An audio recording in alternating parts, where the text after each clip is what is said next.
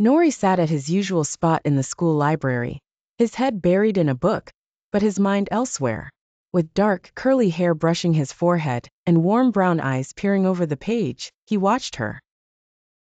The soft sunlight danced through the tall library windows, caressing the rich wood and leather-bound volumes that lined the room.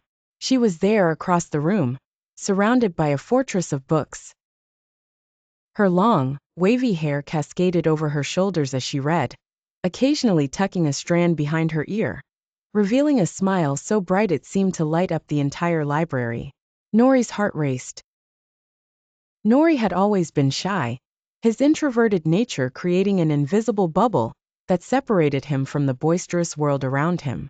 Yet, here she was piercing through that bubble with a kindness and intelligence that matched his own.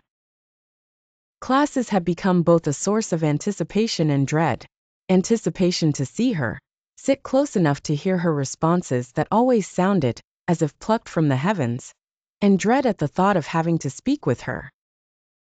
His palms sweaty, he planned his approach. In the pages of his notebook, instead of homework, were scribbles and rehearsals of things he could say. "Hi, I'm Nouri. I notice we love the same books." Or maybe, "I couldn't help but notice how deeply you're engaged in your reading. What book are you reading?" A day came when courage overtook insecurity. Heart pounding in his ears, Nouri clutched a book, one she had read recently, and walked over.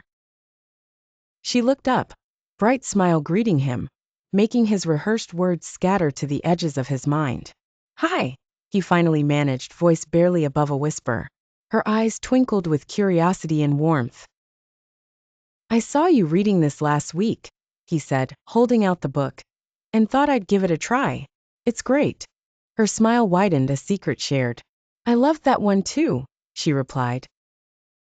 The conversation unfolded naturally, each word pulling the curtain back on a new connection between them. Nouri learned her name was Lila, and that shared moments of laughter and discovery were perhaps the essence of what he had longed for.